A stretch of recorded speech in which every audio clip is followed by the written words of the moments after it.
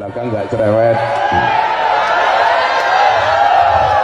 Silakan duduk, mereka datang pengen melihat wajahku, tidak pengen melihat bokongmu ya.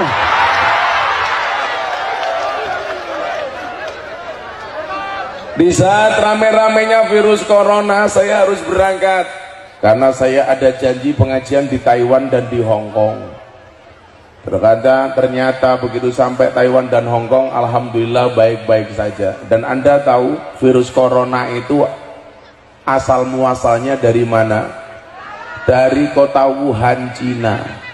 Dan ternyata setelah saya selidiki, virus corona itu berangkat dari cangkem yang celutak.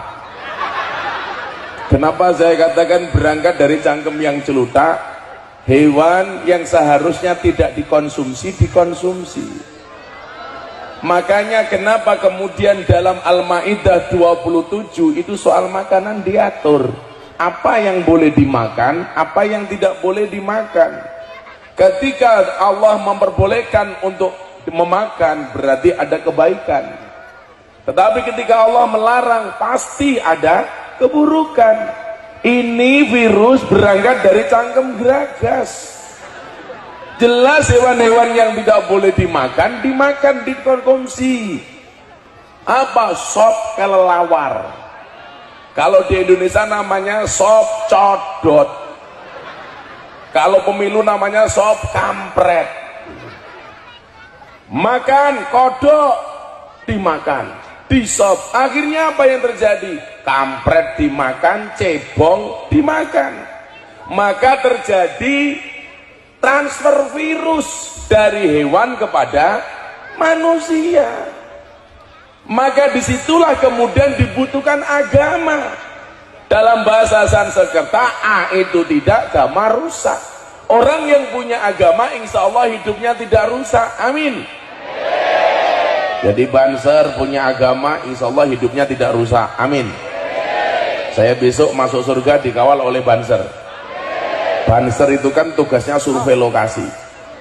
Jadi sebelum kiai masuk surga, surganya disurvei oleh Banser. Begitu surganya siap, kiainya masuk, bansernya keluar lagi.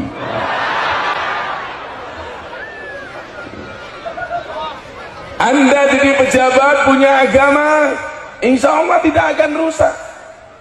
Tapi kalau Anda jadi pejabat gak punya agama, rusak. Makanya kalau lewat jalan-jalan jelek, kadang-kadang sopir-sopir itu bilang, ini yang rusak jalan tuh tergandengan. Saya jawab salah. Yang merusak jalan tuh bukan tergandengan, tetapi mobil mewah. Kok bisa Gus? Bisa. Karena seharusnya uang yang diharuskan untuk membangun jalan, yang diperuntukkan untuk membangun jalan, malah dikorupsi oleh pejabat untuk beli mobil mewah.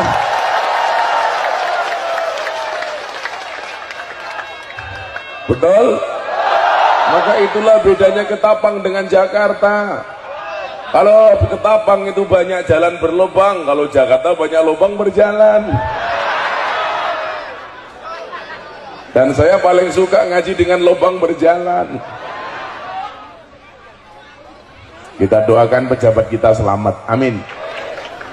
Mudah-mudahan besok suamimu kiai, rambutnya gondrong. Makanya besok kalau kamu punya cari imam yang tahu agama.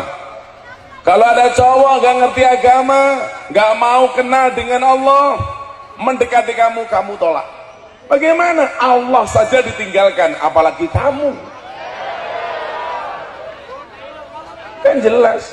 Kalau cari suami, saya bilang Banser prioritaskanlah. Kenapa Banser? Jelas kiai saja dijaga, apalagi hatimu lah. Kan kelihatan wajah-wajah Banser jomblo ini. Kasihan amat. Berakit-rakit ke hulu, berenang-renang ke tepian. Mantanmu sudah ke penghulu, kok kamu masih sendirian?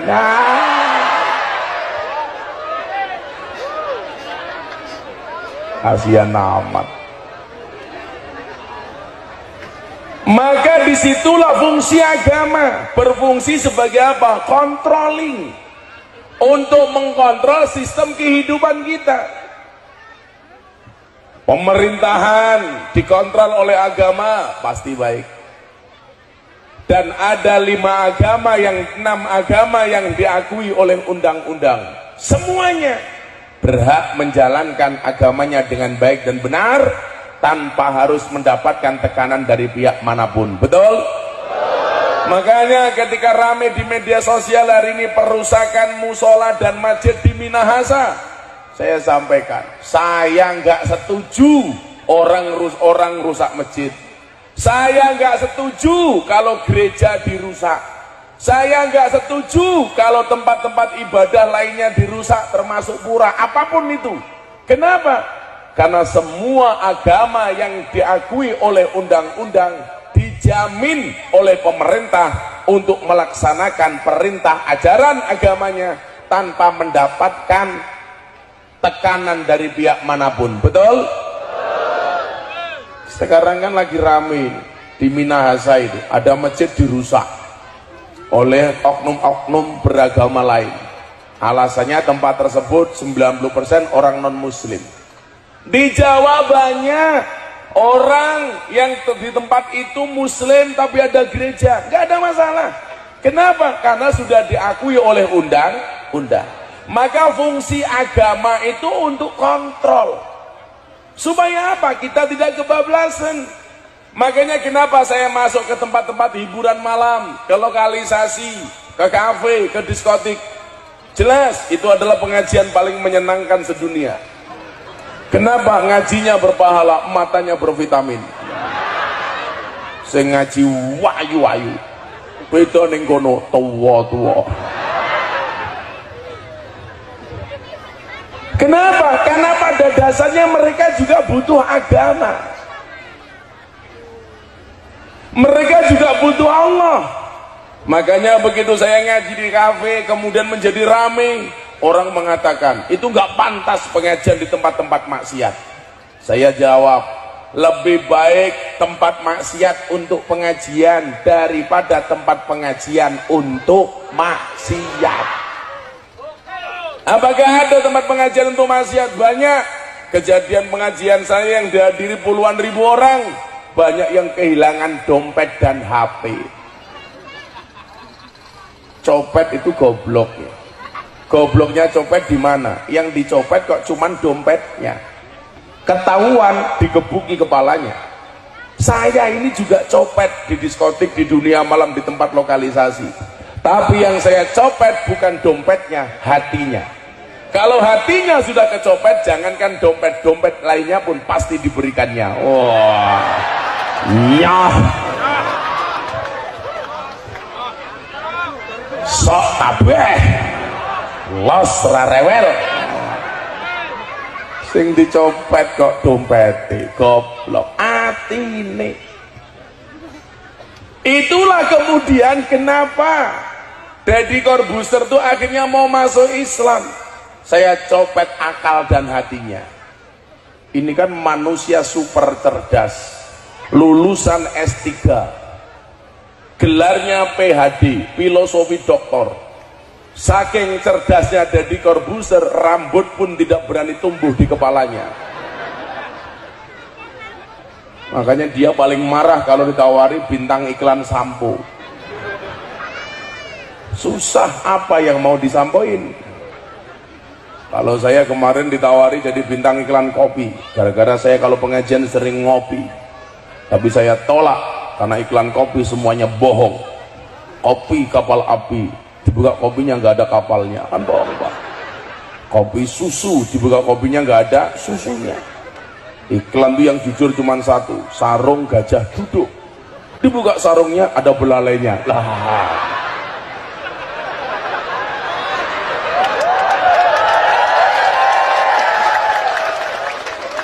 Kalau nggak percaya silakan dibuka masing-masing. Karena seringnya saya ngopi Pak, dan kopi yang saya minum cuma satu, kopi pahit. Kalau kopi susu jelas saya tolak. Kenapa? Karena membingungkan. Kopi ini ngajak melek, susu ini ngajak turu lah. Makanya kalau dikasih kopi susu biasanya saya siasati. Kopi ini tak ombe, susu ini tak cekeli kayak gini. Kopi susu.